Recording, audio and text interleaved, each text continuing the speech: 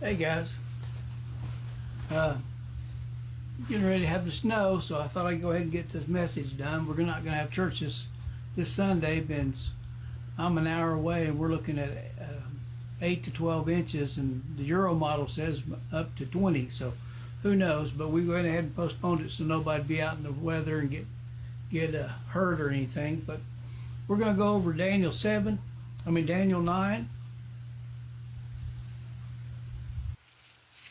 We're going to look at it a little bit. Now, understand, Daniel's read Jeremiah, and he knows that the time was supposed to be 70 years. So 70 years has come, and he's looking at it, and he's wondering what's going to be happening. And he does what Israel's supposed to do. He's praying for his nation, and he's mourning for their sins, like it talks about in Leviticus 26 and Deuteronomy 28. And so he's doing what he, as a good Jew, should do. And he's praying that, hey, you know what, we've messed up. I'm confessing my sins and what this nation has done, and I'm looking for a way out. Well, during this time, Gabriel comes to him, and he tells him about a prophecy.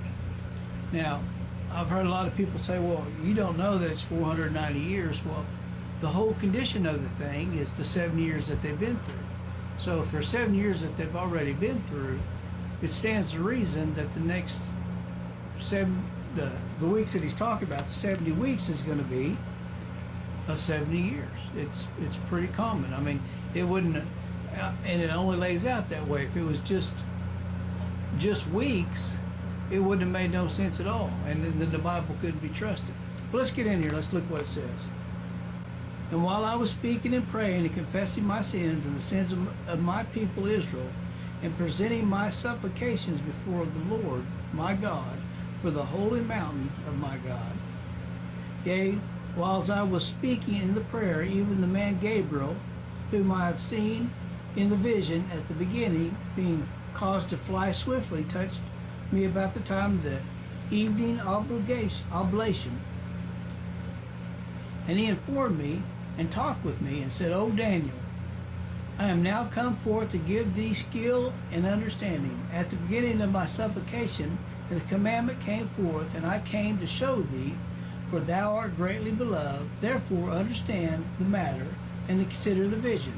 70 weeks are determined, thy people upon thy holy city, to finish the transgression, and to make an end of sin, and to make reconciliation for the iniquity, and to bring in everlasting righteousness, and to seal up the vision and prophecy, and to anoint the most holy. Okay, so 70 weeks is prophesied here. And it's not prophecy that, remember when you have prophecy, it's not to do with us. But this prophecy has to do with Israel. It says, your people. Okay, so your people, he's an Israelite. So then he goes on here in 25, he says, now therefore understand that from the going forth of the commandment to restore and to build Jerusalem unto Messiah the Prince shall be 7 weeks, 62 weeks. The streets shall be built again, and the wall even in troublous times. And after the 62 weeks shall Messiah be cut off, but not for himself. Okay, so there's 7 weeks, there's 7 years to build the wall, and then after that time there's make sure I read it right, 62 weeks until the Messiah comes. Okay, so that's 483 years.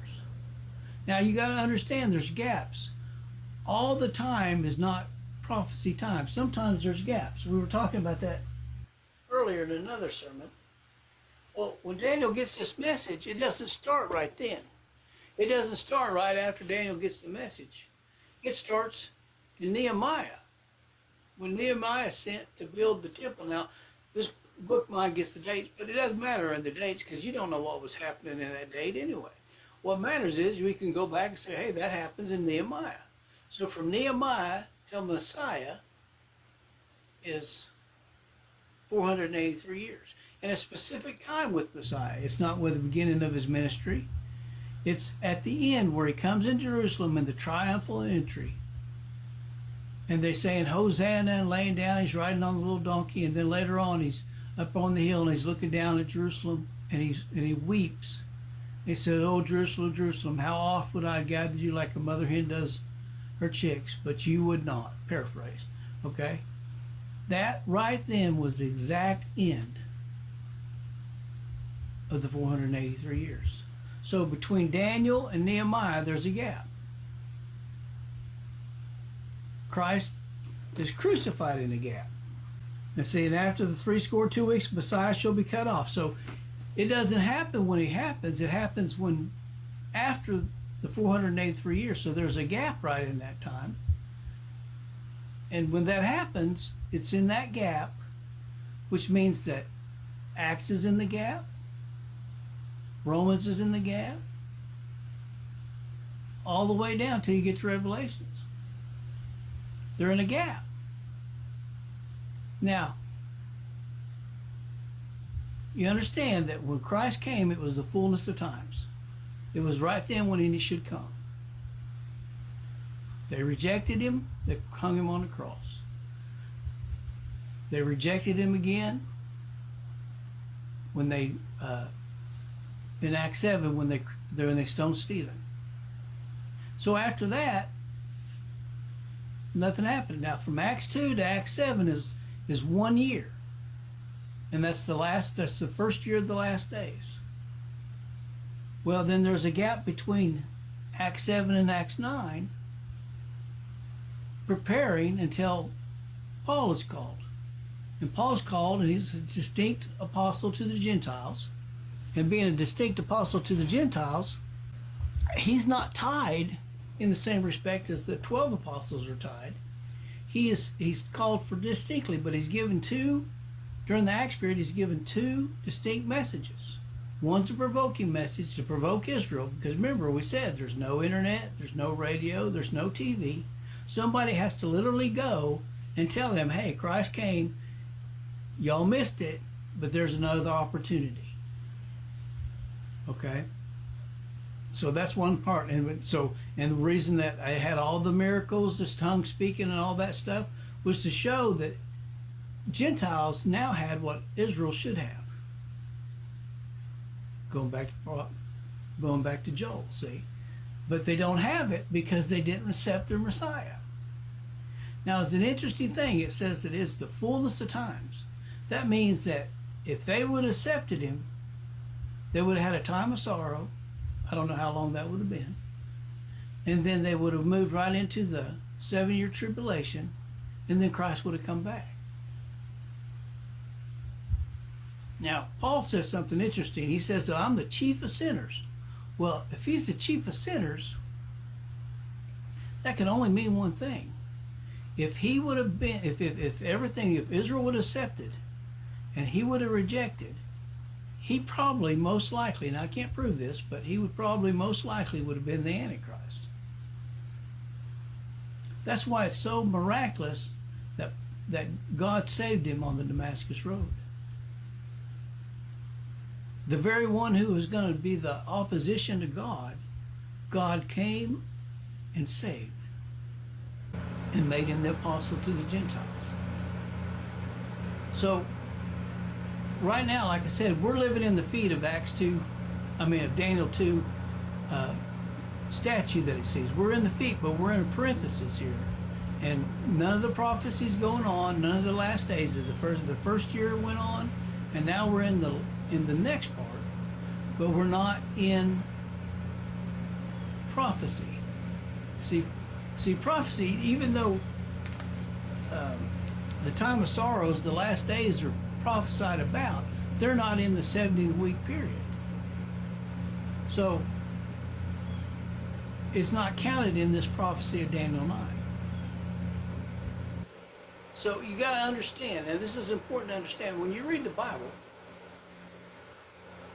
God has his plans.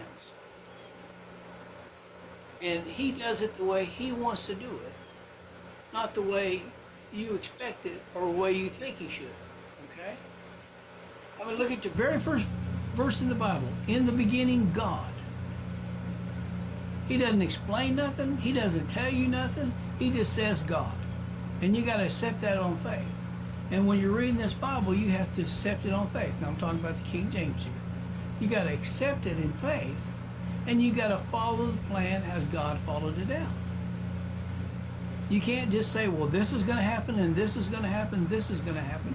You can't do that, because God has it set up the way he wants to, and he has this prophetic time clock that he can start and he can stop wherever he wants to. And we just got to accept that.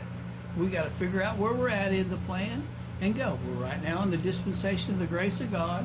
God's not causing, so he's not holding anybody's sins. He's offering grace and peace to any and all who believe.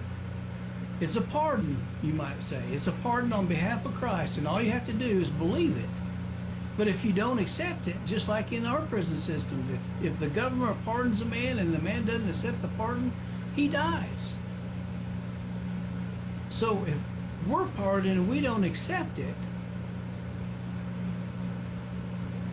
we're judged, and we're judged by our works. And being judged by our works, we all fail. We can only get to heaven and get to be with God and be right with God during this dispensation by trusting in Christ's works, his death, his burial, and his resurrection on our behalf. So we're in a gap. That gap started when Christ leapt over Jerusalem. The last days, the first year started between Acts 2 and Acts 7.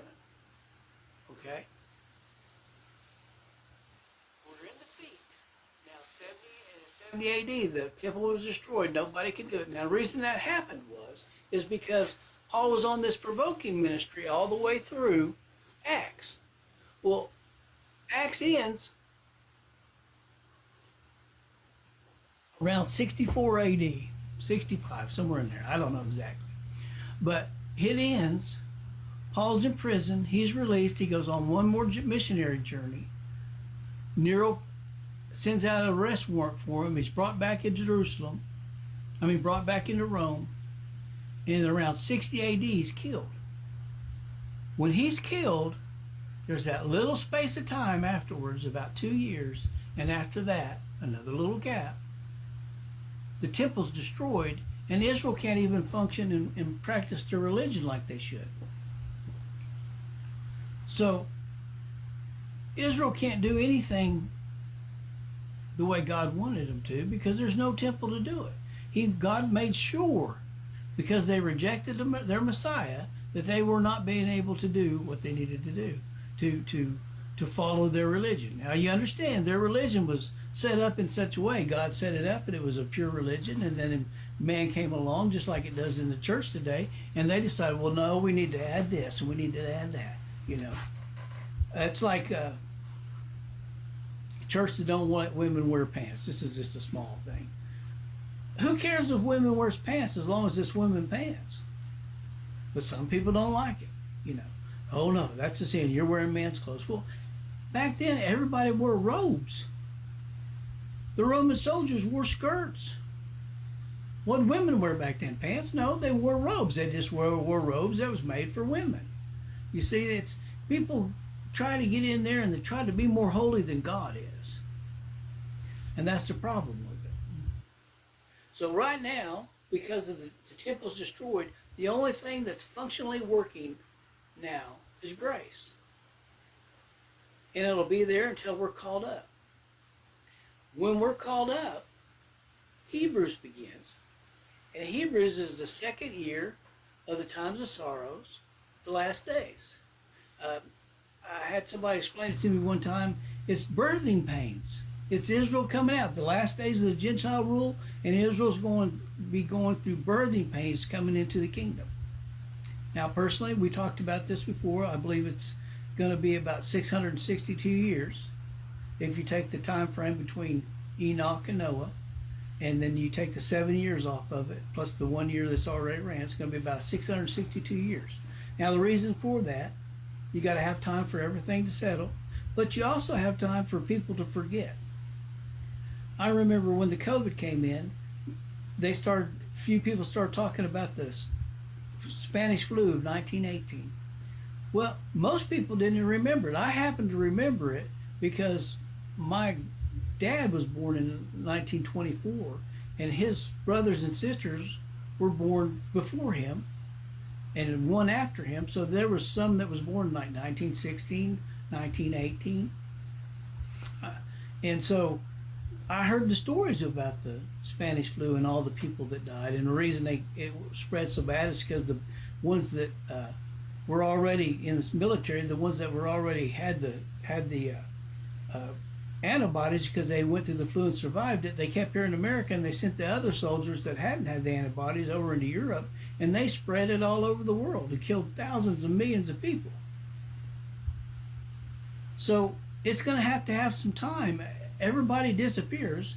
Now, everybody's got their own opinion whether it's going to be an orderly thing and no one's going to notice till the next day, you know. Then the other people are saying, oh, the planes are going to crash out of the sky and car wrecks on the highway and clothes are just going to be left where the people are in the shopping center. I don't know. The Bible doesn't say. But I know God's got it in control and he's going to handle it just fine. But that kind of drastic event happens. There's going to be some time for people to make it a myth, or to make it a evolutionary process where we got rid of all the crazies, you know, and then we're moving on forward to light. So we don't know how it's going to work out, but we know there's going to have to be enough time for the 10 kings of kingdoms in Psalms 83, and people to forget and to mythologize the rapture. 662 years ought to be enough. But after that comes the 70th week. Now think about it like this. The clock stopped back here 483 when Christ wept. We're in a stop clock now anyway. So what's wrong with it going that much further until God's ready to start the clock back? So what happens in that 70th week? And after 62 weeks shall the Messiah be cut off, but not for himself, and the people of the prince that shall come shall destroy the city and the sanctuary, and the end thereof shall be with a flood unto the end, and the war and desolations are determined. So look, he shall confirm a covenant with many for 1 week. That's the 7 years. So how do we know when the tribulation is going to start? Revelations, he's going to come in and make a covenant. The Antichrist is. The man of sin is. He's going to make a covenant. And then there's going to be a 7-year process. Now, in my understanding, and I'm not no great expert on Revelation, so the thing about it is we don't know everything about Revelations because Revelation is not to us. Now, when it comes time for it, the people that are going to be going through it, they're going to be able to look at their Bible and say, man, look at this. That's that. And this is that. And that is that. But we don't. But the man of sin comes in and the covenant started. And then the problems in the first half are going to be political problems. There's going to be problems caused by men. Okay? The leadership and stuff like that. There's going to be wars and all that stuff's going on. It's because of men and the man of sin. At that break point, when the Antichrist is killed and he comes back as the son of perdition, then it's going to be a spiritual battle. Satan's going to be cast out of heaven. He's going to land here on this earth. He's going to open up that pit. The bandit's going to come out with all the locusts. He's going to enter in. They're going to kill the 2 witnesses. 3 days later, they're going to rise back up again. And it's going to be God's judgment going through. So, how it all lays out and how it all works, I'm not sure. But I can tell you this, because this book says it's going to happen, and it's going to happen exactly how God planned it. Be thankful you're in the gap. Be thankful we have the grace of God. That's something that was never mentioned before in the scriptures until Paul. And the apostles and prophets have seen it. They've seen it because Paul told them in Acts 15. So,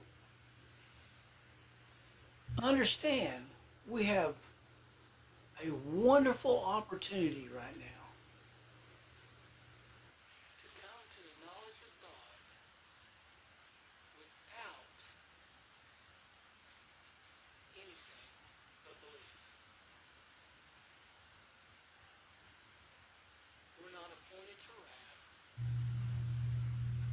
We are saved by grace. And all you have to do is say, I believe you, God. I believe you sent your son personally for my sins. And I'm not saying you have to say that, but you got to think it. You got to believe it. You got to trust in it, you see. You got to trust in it. I believe that he died my death. I believe he was buried in my grave. And I believe that he rose again so he can give me newness of life. That's easy. That's the easiest it's ever been. Now, understand, it's always been by faith through grace, all through the scriptures. But it's never been a dispensation of grace. It's just like the first dispensation is death. Now, we all still die now, but we're not in a dispensation of death, you see. Death was the only accounting that they had back then. Then the law came, and the law, even though it was given to Israel, the whole world knows the law. All you got to do is read the book. Our justice system is based upon the law. You see, so it's not something foreign now. That's why the whole world will stand guilty before him when he comes back, because there ain't no other way to stand. Because you've had opportunity after opportunity after opportunity after opportunity.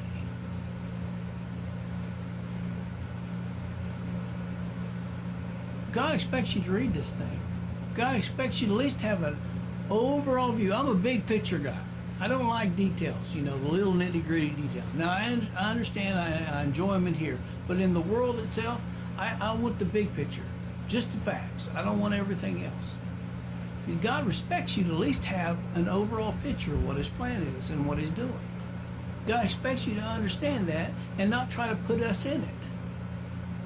That's a big problem with the church today. I hear all the time, well, Jesus is coming back. And they're not talking about Jesus coming back for the rapture. They're thinking he's coming back to set up his kingdom.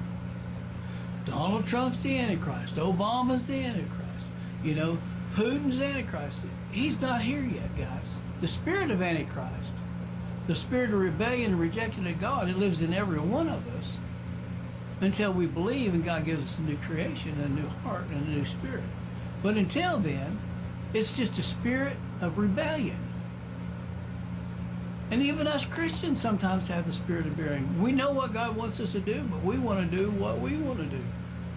I screwed up first 30, 40 years of my life doing that. So, I understand it.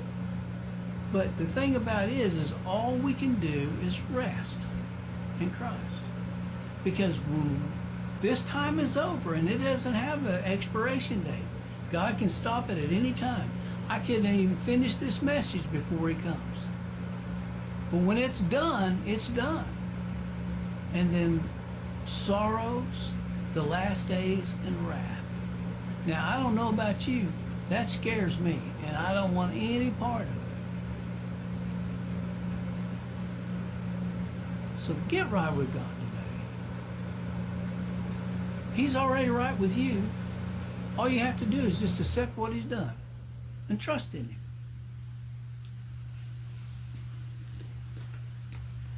This book has been so misaligned and so used for so much wrong. It's pitiful. But this book is right. It's the men that are wrong. So don't judge this book by the fools who've handled it incorrectly. Judge it by the writer. Remember, in the beginning, God. Everything he says in this thing, it's not a science book, it's not a history book, but everything he says in this book lines up with what we know. And if we don't know it, we'll find out if it lasts long enough that this is right. We're wrong. This has to be the authority. This has to be the thing that you live on. You've got to stand for something. So I think it's Tracy Bird said, or you'll fall for anything. This is your opportunity, guys. Make a stand. And don't take my word for it. Study to show thyself approved unto God, a workman that needeth not be ashamed, rightly dividing the word of truth. I love you. I hope y'all have a nice toasty place to stay. I hope nobody loses power. I'll be praying for it. And just know God loves you even more. While you were yet enemies, Christ died for you. God bless. Bye.